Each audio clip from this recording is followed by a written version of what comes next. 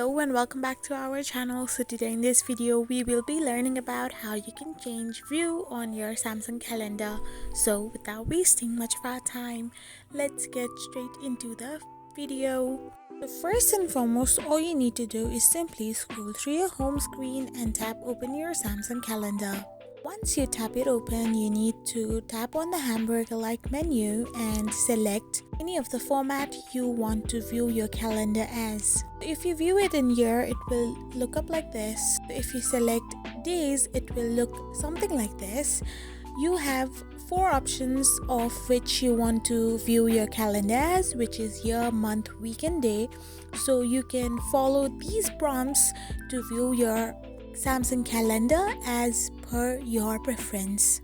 I hope you found this video helpful, so don't forget to hit that subscribe button and give us a thumbs up. We will be back again with these informative videos. Thank you for watching.